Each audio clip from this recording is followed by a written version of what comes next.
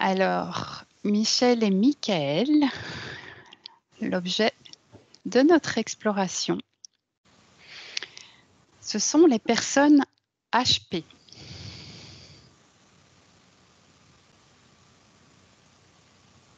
Des personnes qu'on appelle haut potentiel. Moi, je sens mon cœur qui bat dans ma tête. J'ai un battement dans la tête aussi, mais quelque chose qui ne résonne pas avec HP. Demandez la signification de ces battements de cœur dans la tête. J'entends électrique. Je vois le réseau neuronal. Comment est-il? Là, ça se présente comme des circuits imprimés. C'est comme s'il y avait une charge électrique importante.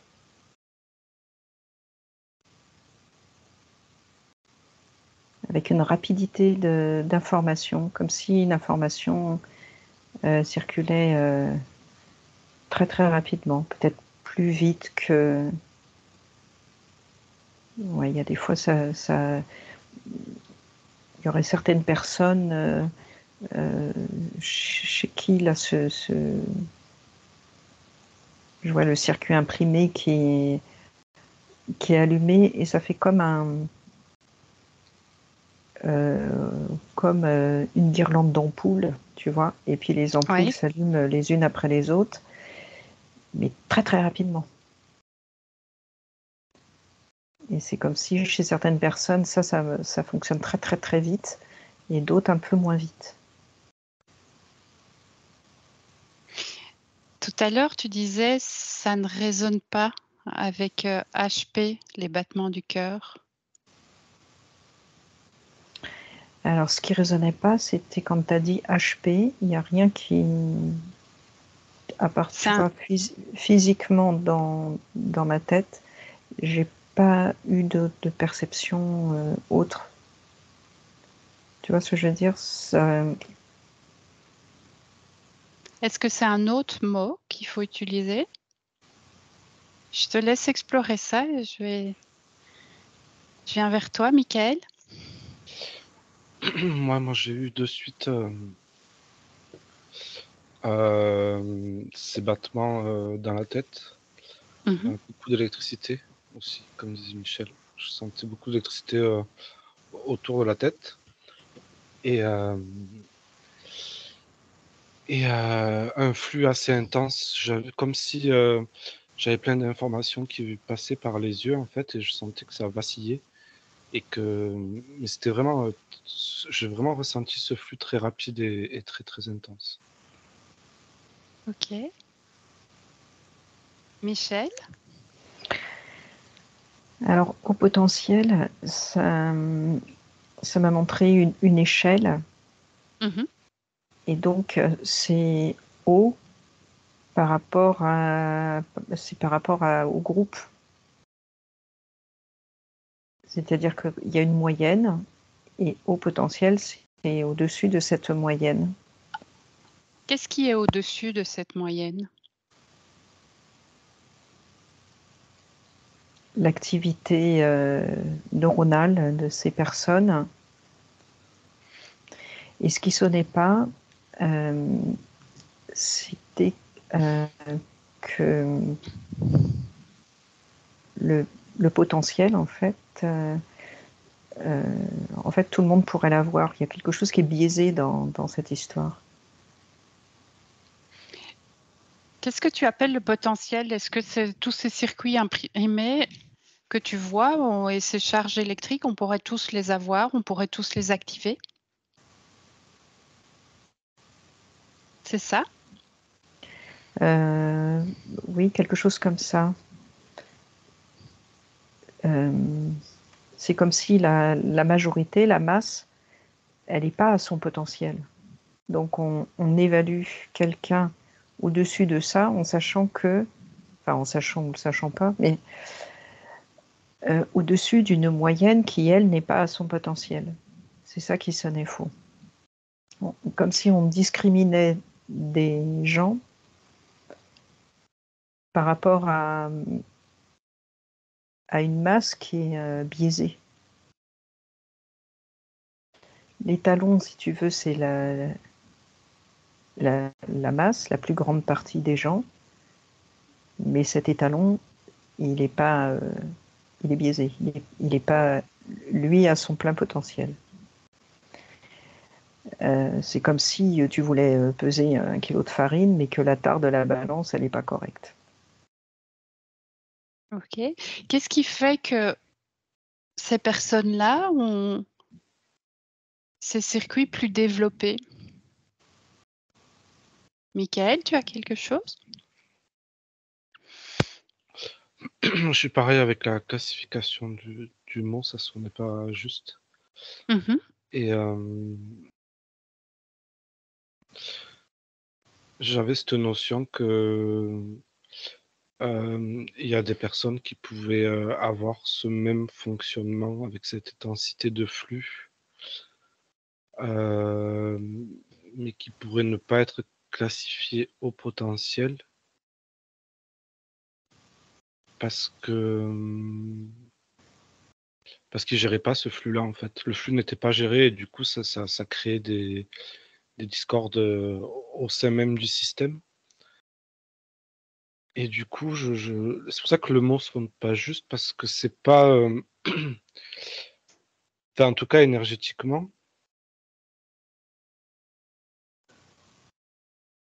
il y aurait plutôt une notion d'équilibre que de performance qu'on peut retrouver dans le mot eau et dans le mot potentiel.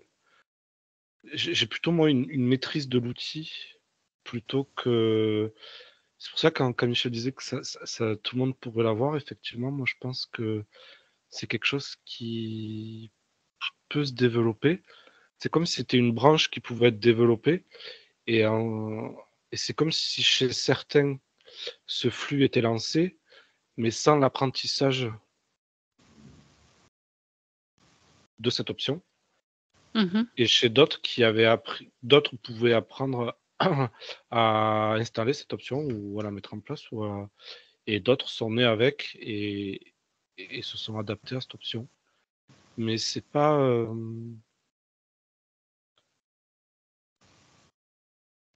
La classification, là, ce terme, il est vraiment pas. Enfin, je le trouve vraiment pas juste.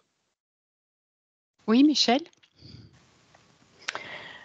Alors, quand tu parles de classification, ça me renvoie au test de QI que je connais bien, évidemment. Et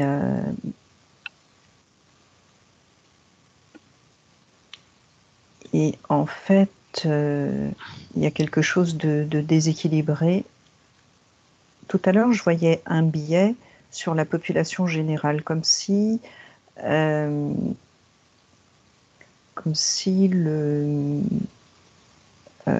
l'enfant, tu vois, qui naît peut avoir ce fameux haut potentiel, on va l'appeler comme ça pour savoir de quoi on parle, mais qu'au fur et à mesure voilà, de comment il se développe, c'est comme s'il en perdait en route des capacités. Voilà. Donc c'est biaisé à ce niveau-là, c'est peut-être biaisé aussi à l'école parce que les systèmes d'apprentissage ne lui conviennent pas ou pour différentes raisons, le potentiel il va se bloquer. Et du coup maintenant ça rejoint le biais de la classification et justement des tests. Par exemple dans un test de QI, on ne prend pas en compte l'aspect émotionnel. Et là, ce que ça me dit, c'est que les items qui sont retenus pour classifier vont produire des résultats rien que par le choix de ces items. Ok.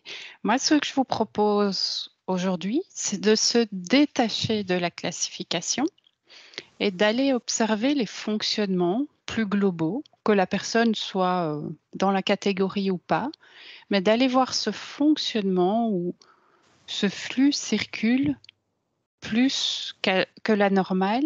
Je propose de continuer dans le cadre de l'exploration à utiliser le mot HP, mais derrière, on va regarder que ça soit un HP plus intellectuel ou émotionnel, donc HPI, HPE, en se détachant bien des classifications que la science peut en faire aujourd'hui. Michael? Moi, par rapport à ce justement HPI, HPE, je sens vraiment que le potentiel peut être là. Et effectivement, s'il n'y a pas cet équilibre, pour moi, c'est s'il n'y a pas cette compréhension de l'outil, mais qui n'est pas du tout une compréhension mentale, c'est un peu comme si la vie l'avait aidé à, à utiliser, ou justement, enfin, j'aurais plutôt envie de dire la vie ne l'a pas empêché à développer cet outil. Parce que quand moi, HPI, HPE, effectivement, on peut être ou l'un ou l'autre, mais Ou les quoi deux. qu'il arrive, si c'est utilisé au bon escient, ou les deux, oui, oui, effectivement. Mais par contre, je vois pas que c'est que lié, par exemple, comment l'expliquer? C'est-à-dire que c'est un flux d'informations, c'est-à-dire que le HPI va avoir un flux d'informations, mais va capter des informations différentes du HPE, par exemple. Qui lui, le flux informationnel va être plus lié aux émotions, plutôt lié aux perceptions. Le HPI va être plus analytique, mentalisé. Mais ce déséquilibre peut avoir lieu pour moi, émotionnel. Je pense que ce qui est vraiment intéressant de ce que je perçois, de est-ce qu'il va en faire quelque chose de plutôt bénéfique pour lui ou pas, c'est vraiment la compréhension, qui n'est pas vraiment une compréhension, c'est plutôt naturellement le processus en lui, il est assez intelligent pour, pour, pour fonctionner tout seul. Par contre, j'ai plutôt l'impression qu'il peut être bridé. Ou c'est comme si lui, il allait fonctionner comme ça, mais qu'on lui apprenait à fonctionner d'une autre façon. Et c'est ça qui allait complètement induire une grosse disharmonie dans ce type de fonctionnement. Ce que je peux voir. Ok. Ce que je vous propose, chacun, vous allez prendre une personne et on va dire proche de la naissance pour qu'elle n'ait pas encore eu le temps d'être bridée. Et Michel, je te propose de prendre quelqu'un qui est HP plutôt émotionnel et Michael intellectuel et d'observer leurs différents corps énergétiques. Trop proche de la naissance, c'est pas bon. Du coup, je reculais un peu, mais je suis allé trop loin. Et après, dès qu'il y a confrontation au monde extérieur, c'est là où tout change, en fait, pour moi. Mm-hmm. Et toi, Michel? J'avais un peu ça aussi. Proche de la naissance, c'est un peu...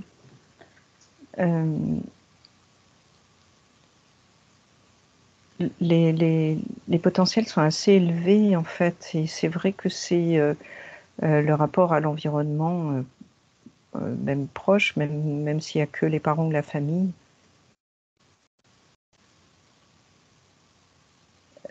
C'est comme si dans les stimulations, il y a les réseaux neuronaux vont s'activer. Là, je vois, c'est comme si ceux qui ne sont pas utilisés vont s'éteindre. En fait, ça dépend quand même beaucoup des stimulations et de la réponse de l'environnement à ce que l'enfant peut vivre si on est très près de la naissance, tu vois. Mm-hmm. Et de la souplesse des stimulations. Enfin, j'ai l'impression que tu vois, plus ça va être développé et plus il va être stimulé, mais pas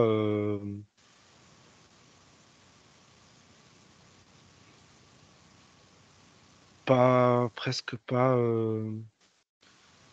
Dans la notion de justesse, c'est pas forcément regarde comme ça. C'est je te stimule, mais je te laisse aussi te débrouiller comme tu le sens, Vivre sans ton trop le expérience. structurer en fait. C'est des stimulations, mais qui ne structurent pas forcément. C'est lui qui va se structurer tout seul à l'intérieur de lui. C'est pas enfin, tu vois, c'est pas autoritaire ce qu'il y a autour. Sans parler de l'autorité parentale, mais même dans la stimulation n'est pas autoritaire, la stimulation n'est pas fermée. Ça lui laisse un champ des possibles de réagir face aux stimuli comme il veut, sans lui imposer de réaction, ou sans lui fermer trop son champ réactionnel.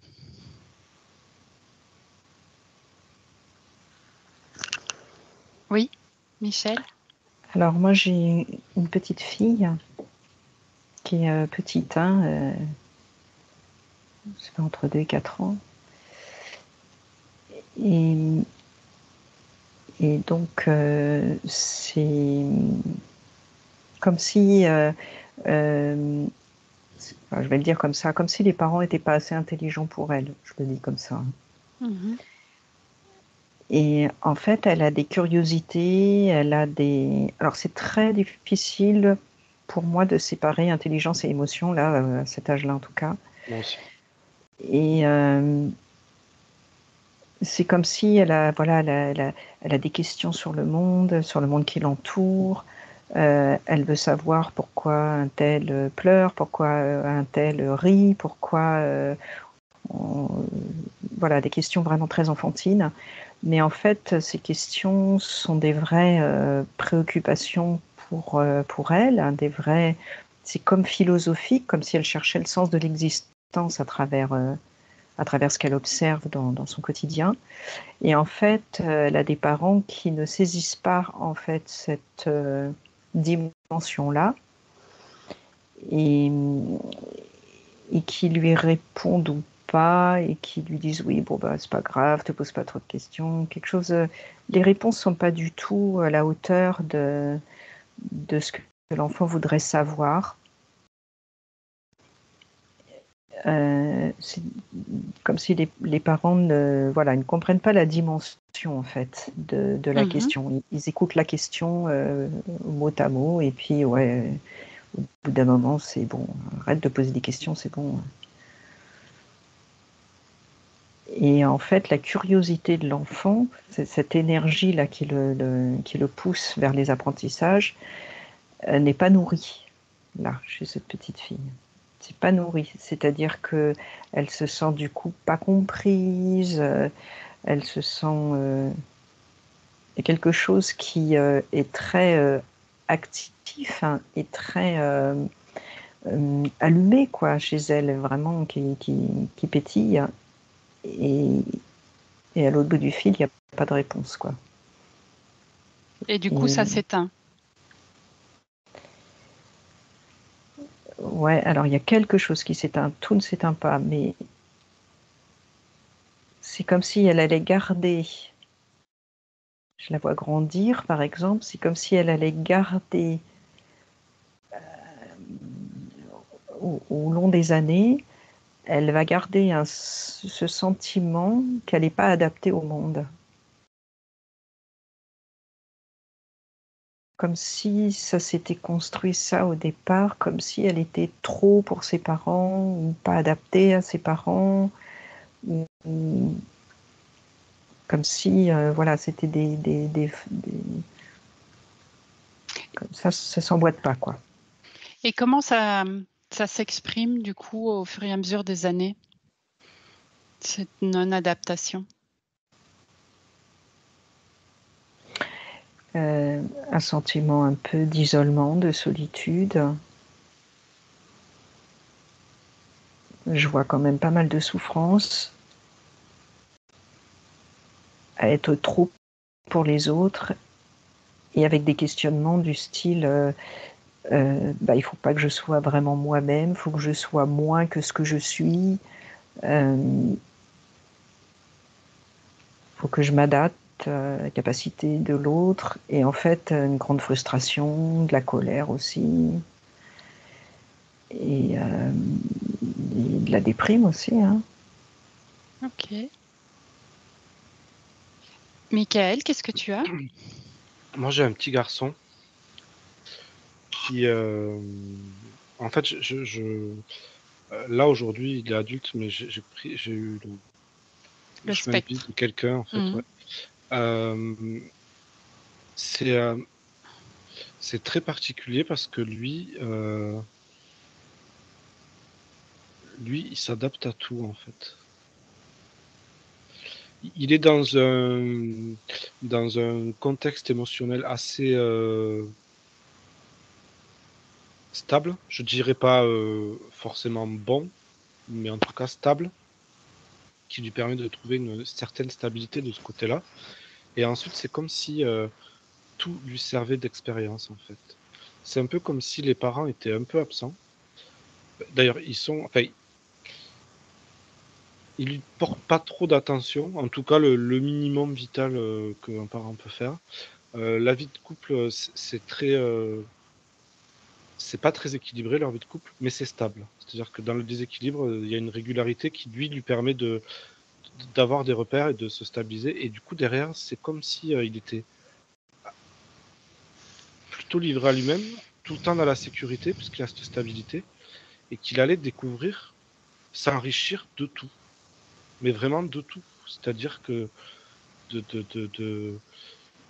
on sent que là, de ce que je vois, il a une interaction presque avec tout le village, cet enfant. Et il a des attitudes différentes selon s'il va parler à un autre, à un autre. Il s'adapte dans tous les contextes. Je le vois assez curieux de plein de. Il s'intéresse aux gens, mais d'une façon très profonde. C'est-à-dire que il va pouvoir partager le loisir de quelqu'un d'un voisin avec lui sans forcément vouloir faire ce loisir-là, mais parce que son voisin s'y intéresse et qu'il s'intéresse au voisin, il apprend de tout. C'est impressionnant ce champ d'informations qu'ils sont capables d'emmagasiner et de recevoir. Vraiment, c'est ça que je vois. Si vous regardez les deux exemples que vous avez tous les deux, vous pouvez chacun regarder l'exemple de l'autre, la personne que l'autre a observée. Qu'est-ce qui fait la différence où d'un côté, ça s'exprime plus par le côté intellectuel et de l'autre plus par rapport à l'émotionnel? Moi, les deux, c'est difficile de séparer, comme disait Ouais, moi non Michel. plus, jamais. C'est très Même difficile. dans le temps, même en grandissant, c'est. C'est la même Il y a... chose. Ouais. Après, il peut y avoir, enfin, c'est autre chose, mais difficile à séparer et surtout, moi, ce que je vois, pourquoi il développe tu vois, il pourrait la développer beaucoup mieux. Enfin, en tout cas, il pourrait avoir un contexte qui l'aide beaucoup mieux. Mais là, le fait que, en fait, il est vraiment pas bridé. Il est assez livré à lui-même et ça lui permet de déployer cet outil d'une manière assez chouette. En fait, il a aucune contrainte nulle part, il s'adapte à tout. Enfin, si la noix c'est des petites, et il s'adapte, il les contourne. Et ce que je ressentais au début, c'est surtout sur l'exemple à Michel, c'était cette sensation de comme si plus, plus tu es proche des 2 ans, là, enfin, voilà, on est en 2 et 4, c'est comme si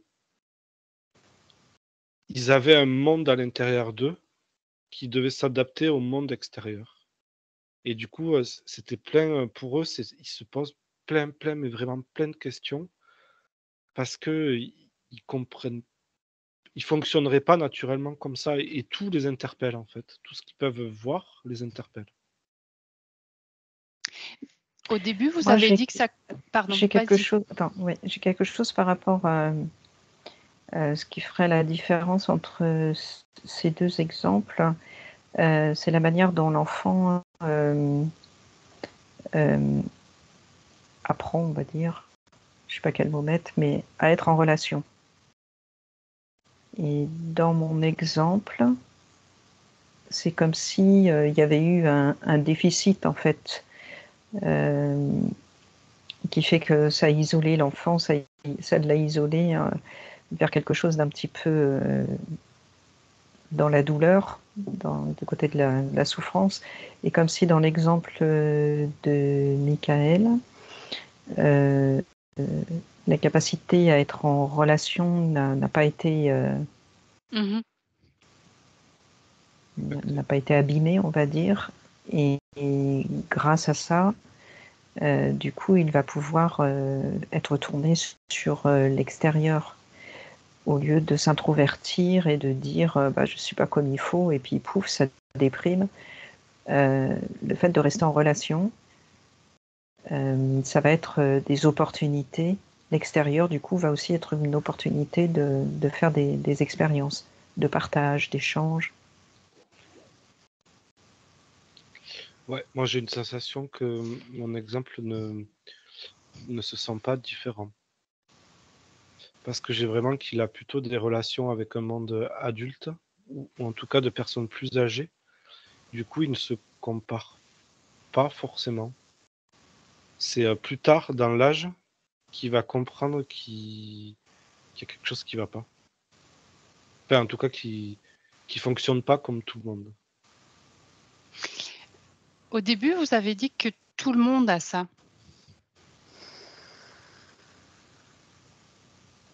Donc, si on prend tous les enfants d'une classe, ceux qui sont qu'on observe plus avec ces caractéristiques seraient des enfants qui ont pu développer tout leur plein potentiel dans les connexions neuronales et les autres moins.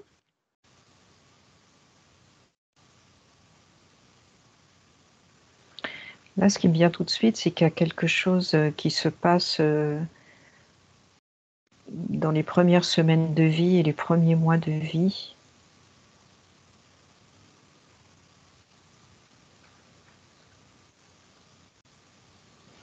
C'est comme si, ben oui, c'est ça, en fait, tu arrives avec des milliards de neurones, mais en fait, tu vas garder que ce qui est nécessaire pour ton incarnation. Pour ton environnement et qu'est-ce qui te... Il y a un choix d'incarnation derrière la question, alors.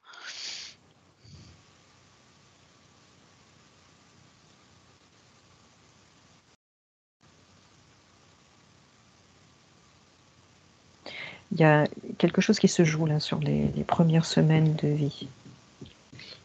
Même chose. Est-ce lié à un choix d'incarnation en fonction du chemin de vie qu'on a choisi d'incarner? Qu'on active certains neurones, qu'on en active moins d'autres, ce qui fait qu'on a tous des intelligences différentes? Alors oui, ça peut être une expérience. Alors, ce que j'en perçois là, c'est que ça peut être un choix d'incarnation pour certaines personnes, mais pas forcément. C'est comme si... il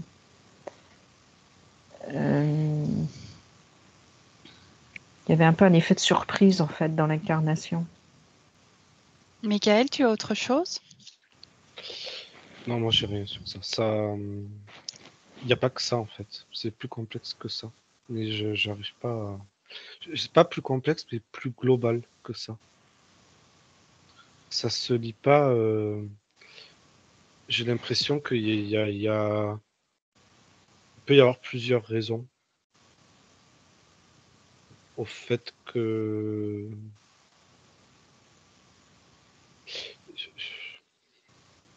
Il y a cette notion de un peu de choix de parcours, de choix de... Mais j'arrive pas à savoir, en fait, à percevoir si, en fonction de ce choix de parcours, énergétiquement, il y a quelque chose qui se met en place, ou est-ce que parce qu'il a choisi ce parcours que du coup, il trouve des obstacles qui empêchent ou autorisent à garder ces choses, en fait. Si vous remontez plus... Moi, j'avais quelque chose sur... Oui. Pardon. j'avais quelque chose sur le, la culture dans laquelle arrive le bébé. Et que peut-être dans notre culture, la conception, le concept d'enfant est très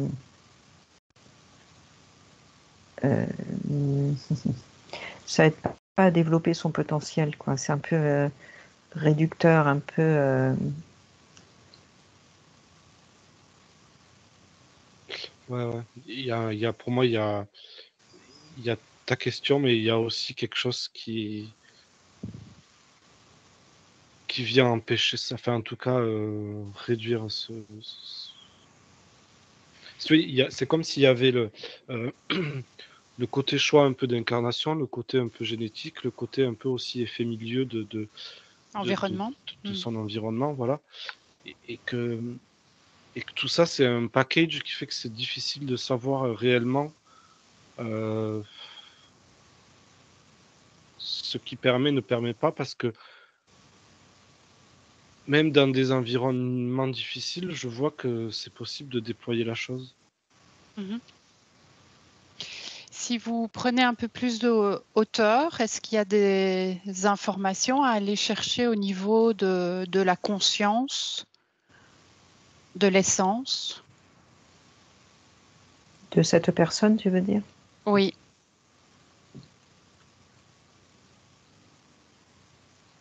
Qui apporterait d'autres explications.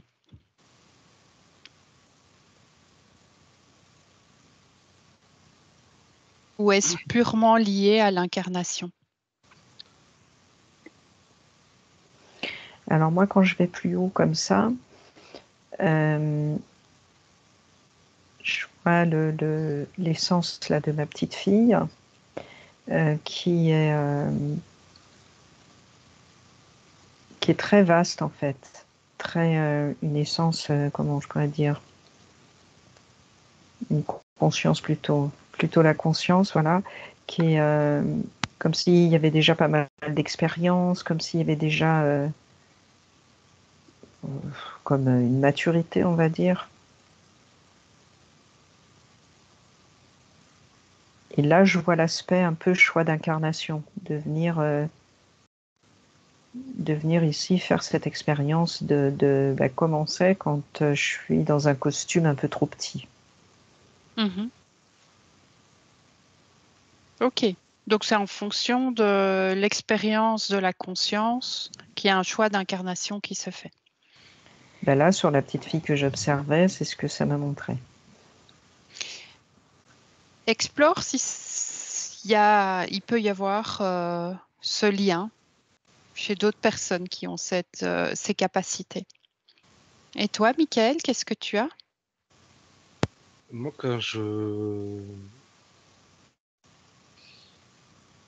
quand j'observe d'un peu plus neutre, j'ai une notion de un peu comme si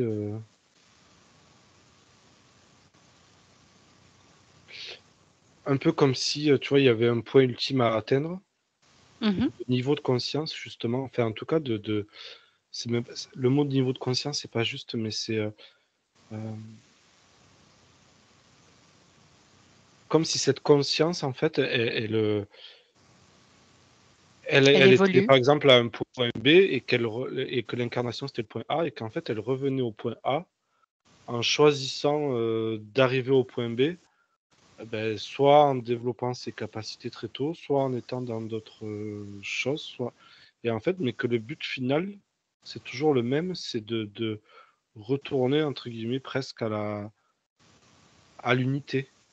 Et en fait, c'est comme si elle se crée des parcours pour arriver à cette unification et qu'en fait les choses sont assez justes, c'est-à-dire que quelqu'un qui va déployer, qui va garder ses capacités depuis enfant, ça peut être difficile pour lui de franchir les étapes de la vie parce qu'il va être trop différent de la moyenne générale. Mais il va quand même y arriver à cette unification. Et quelqu'un qui ne va pas avoir ces capacités-là comme l'autre va peut-être arriver, lui, à les déployer et arriver à cette unification aussi. Ok. J'ai l'impression que c'est le but... Enfin, tu vois, là, c'est ce que ça me montre. C'est que c'est des choix. Si on regarde sur un plan plus élevé, tout est juste pour l'évolution de la conscience. Oui, ça me dit oui, direct. Et par rapport à l'exemple que je suivais, le challenge, le but, c'est très en lien avec le fait d'utiliser cette intelligence intellectuelle et émotionnelle et de la mettre au service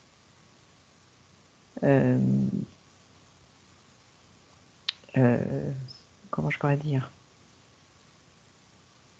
le challenge, c'est de se sortir de cette souffrance et comme D'en tirer un atout. oui, et pour aider les autres. Voilà, c'est ça. Oui. C'est au lieu de souffrir parce que je suis trop, je suis pas comme eux, etc. C'est le challenge, ça va être de sortir de cette souffrance, hein, d'accepter les choses telles qu'elles sont, qu'elles soient justes ou pas justes. Après tout, ça c'est une autre question, mais d'accepter ce qui est et d'en faire un moteur. Ok. Et là, tu vois, je vois toute l'énergie de la personne qui s'illumine quand je dis ça. Mhm. Je vois, tout devient lumineux et... Oui, Michael? Ouais, moi, toujours dans ce point de neutralité, là, avec un peu plus de recul, ce que je vois, c'est que l'important, en fait, ça serait au-delà de tous les concepts, de découvrir son fonctionnement à chacun, parce que dans la découverte de ce fonctionnement, il y a un accès vers cette unification, réunification, Mhm. unité, et parce que moi, là, dans ce que j'ai vu, parce que il m'a développé son parcours, là, ce que j'avais, et à un moment donné, c'est comme s'il avait, tu vois, il comprend, à un moment donné, tard dans l'âge, il comprend qu'il est différent, qu'il fonctionne différemment, en tout cas. Et du coup, c'est comme s'il allait, on lui présentait à faire des tests, à faire des évaluations, et là, en fait, la réponse au test ne lui apporte, l'étiquette de HPE ou de HPI ou Mhm. n'importe quelle autre n'est pas pour lui importante. Elle peut même être plutôt handicapante parce qu'on lui dit bon, mais maintenant tu es comme ça et puis fais avec. Alors que ce que je vois, c'est que quelqu'un qui découvre cette différence et qui essaye de se comprendre plutôt que d'aller faire des tests et d'avoir cette étiquette, ben, du coup, il est dans une observation quotidienne de lui qui fait que ces mécanismes à lui, il découvre ses propres mécanismes, son propre fonctionnement. Et, et c'est ça le chemin vers... C'est le chemin de découvrir sa propre intelligence à soi. Mhm. Et son propre mode de fonctionnement. Ben, c'est à travers cette recherche-là, en tout cas, que lui, il va vers cette unité. Pour aller vers son plein potentiel. Mhm. Ok. Je propose de clôturer cette enquête. Je ne sais pas si vous avez encore des éléments importants qui vous viennent. Par rapport au fait de passer les tests ou pas, là je regardais sur l'exemple que j'avais et ça serait assez délétère pour cette personne. Ça serait à la fois la confirmation qu'elle est différente et elle n'a pas envie d'être différente, et à la fois la confirmation qu'elle est... Ça l'isolerait encore plus. Et effectivement, ça serait la solution, c'est vraiment de s'auto-découvrir et de s'auto-accepter. Et là, c'est comme si elle disait, c'est les autres qui sont pas assez, en fait. Ok. Oui, Michael? Ouais, juste pour conclure, en fait, ce qui est dit là, moi j'ai l'impression que c'est valable pour tout le monde, pas forcément HPE, HPI ou